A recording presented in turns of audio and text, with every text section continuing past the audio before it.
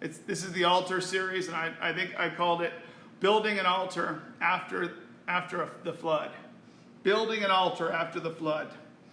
Building an altar after the flood. Have you ever had to do that? Have you ever had to rebuild an altar? Rebuild an altar after devastation, after something profound takes place, and having to go back and rebuild an altar. Having to build an altar and establish things new. Establish things afresh after going through a season of difficulty. A season that's overwhelming, a season that goes past what you can imagine in your mind, that you can't get your mind around it, you can't get your arms around it. All you can do is just accept and move forward and build an altar. Anyway, I'm getting ahead of myself here. So what does it mean to build an altar before God? In the ancient times, it typically meant to stack several boulder rocks together towards heaven with a place to set a fire and have the flames flowering out of the top of the altar. An altar was usually built as a physically symbolic representation of the posture of the heart and of the one who built the altar.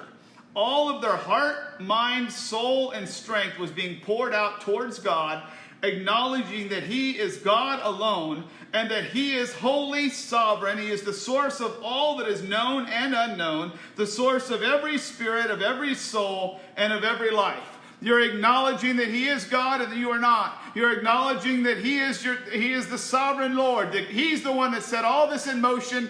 We are a created person, and we are just coming along. We are loved by God, but we are created. We are not a rival of God. We're not the same as God. We're not equal with God. We're not any of those things. We are a created people that look towards God, and we give Him reverence, and we see Him, and we hallow His name, and we bless Him, and we reach towards Him, and we recognize who is this God? Who is He in contrast to who I am?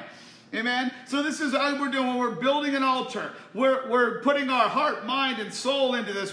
It's representative of our heart towards God as we're building this altar. Amen. And these altars are built with stones. They are built with a stone is like a solid mass of dust, the substance of our own bodies. Like, our bodies are, ashes to ashes, dust to dust. We're going to go back to the earth just like, we're dust. And it's the same, but a rock is just a solid mass of dust, but it's the substance of man's body. And in the process of finding the right stones, the right shaped stones, the stones that you can build an altar with, and you're going and you can only carry probably one or two stones at a time, and you're building an altar. And as you build an altar and you look and hunt for the right stones and build with, you're building an altar. You have to put your heart and your mind, your strength, your posture of heart into it. And as you're building this altar before the Lord, your posture of heart is developing. You're worshiping. You're acknowledging there's a contriteness. There's a humility about you because you're intentionally going about building an altar for the sole purpose of focusing on God. You're building an altar for the sole purpose of getting a hold of God. You're building this altar for the sole purpose of connecting with the one that created all life, the creator of all that is, the God in heaven. So you're building this altar with one intention in mind. It's not you're not multitasking here. You are building an altar. And this altar, you are building it for one purpose, to get a hold of God, to hear God, to know God, to make it known in heaven that you are grateful, to make it known in heaven that you hallow His name, to make it known in heaven that you believe and trust in God, that make it known in heaven that you love God, that you adore Him, that He is worthy of your worship. There's only one thing, one purpose in building an altar. And that's to make it known that this is my God and King, my Messiah. So as you're building this thing, there's purposed intent. And you reach towards God as you stack these stones and you build the altar the right way. There's an acknowledgement in building of the altar that what He has done already, or what you are getting ready to ask Him to do, is impossible without His intervention. When you go to build this altar, you're letting Him know that the things He's done in your life and the things that He's going to do in your life, the things that you've asked Him to do and the things that He's already answered, all the promises He's already kept, You are acknowledging with every stone that you build that altar with. You are acknowledging to God that there is things that I can't do on my own. You are acknowledging to God that there's only so far I can do this in my own strength, God. And I acknowledge I need you. I acknowledge that without you, I'm nothing. But with you, all things are possible, God. With you, there's nothing that can't happen. God, I believe you and I trust you, God, and I build this altar, God, as a posture of heart towards you in humility as I reach toward you. This is what it means to build an altar. And you got to keep this at the forefront of your mind as we unpack this series, that this is what it means to build an altar. The fire of the altar, the fire of this altar requires a sacrifice. And this offering is always a sacrifice made by fire.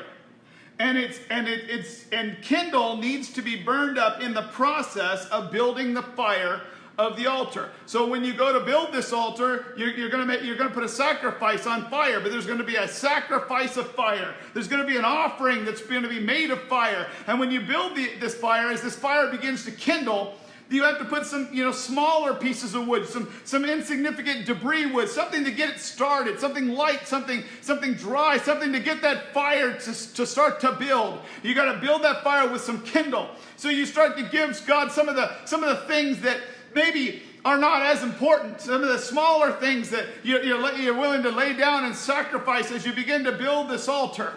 As the flame begins to build in the altar, even of your heart, as the altar of your heart begins to kindle, and as the fire begins to burn in your heart, you're giving God some of the more shallow things, some of the things that don't hurt you that bad to give up. Some of the certain things that you should have stopped doing, but you haven't done them yet. Well, in the process of building the fire of the altar, you begin to lay down some of those things before the altar, and you use it as kindle to get a fire started before God as you're building the fire of this altar that you've built.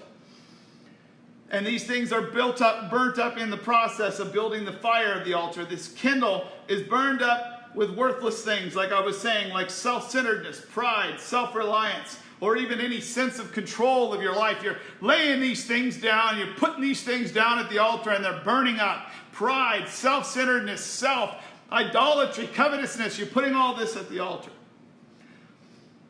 And then then you have an offering that you're going to put on this fire. Oh, you haven't done it yet. You haven't done it yet. You've just built the fire with the kindle of things that are in your flesh that you should have laid down already. So you're building the fire with kindle. But there's an offering that you've got to put down there. And this offering is intentionally proportional to the significance of what has inspired your heart to build this altar to begin with. And that is what you place on the altar. This offering was intentionally proportional to the significance of what has inspired your heart to build this altar in the first place. It's like whenever they would dedicate, just like, I'm going to preach on the Temple of Solomon later, but when they dedicated the temple, the sheer volume of animals that was sacrificed on the altar by fire unto God was unbelievable. The numbers are unbelievable. I don't have them in front of me, but it was insane because it was proportional to the thing that motivated them to build this altar in the first place. That this is a momentous thing, that this means something to me. That when I'm coming to you to build this altar, God, I'm not pretending here. God, I need to hear your voice, God. I need you to meet me here, God. I need you to speak to me out of the midst of the fire, God. I need you to speak to my heart through this altar, God. I'm building this altar with intention and purpose, and I'm going to bring this sacrifice before you. The sacrifice that I'm going to bring is proportionate to the thing that I need from you, that I want from you, the thing that drove me to build this altar in the first place, that I've come to you with a proportional offering that says what I mean to say, that it speaks what I want God to understand, that I'm willing to sacrifice things that matter to me. I'm willing to lay a sacrifice at this altar that hurts, that I might hear his voice, that I might be able to make an exchange at this altar. Well, I want to make an exchange at this altar. That exchange is I'm willing to give up stuff that will hurt me, that will cause me to shed tears. I will lay that at the altar. If God would exchange this for him. If God will exchange this by being the supernatural, all-powerful, capable God in my life, that I might know him, that I might see his character, that I might hear his voice, that I might be connected with God, that I might be with him and know him and understand his will and purpose. Glory be to God. Praise you, Jesus. But when as the smoke begins to ascend from our offering that we've laid down here, we see ourselves and we start to recognize that we're a created substance. And we pursue God, like I was saying, for that exchange. We want to exchange the finite for the infinite. We want to exchange the things of this world for the things that are from heaven. We want to exchange earthly things for the things that come from only from the throne of God. Those things that are eternal. Those things that will matter from now on. Those things.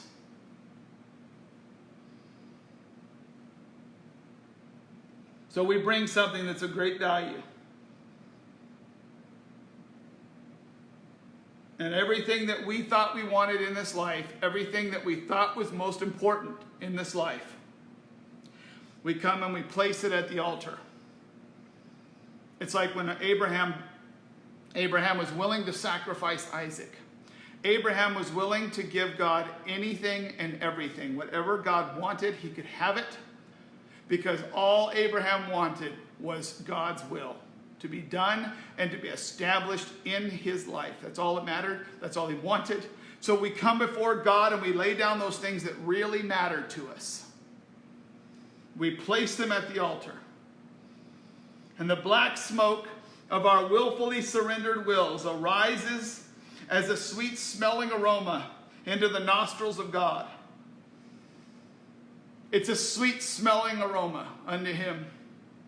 Because obedience is better than sacrifice. Because a willing heart, a yielded vessel, a one that is yielded to the will and the purposes of God is a bigger deal than anything else. It's a bigger deal than anything else. It's a bigger deal than whatever you can establish on earth. It's a bigger deal than whatever you can hear, whatever you can think. You place it at the altar of God, and God will make an exchange. God is able to make an exchange. And what God gives you when you make an exchange with him is much greater and of greater value than what you've laid down at the altar. Glory to God. So this is what it means to build an altar.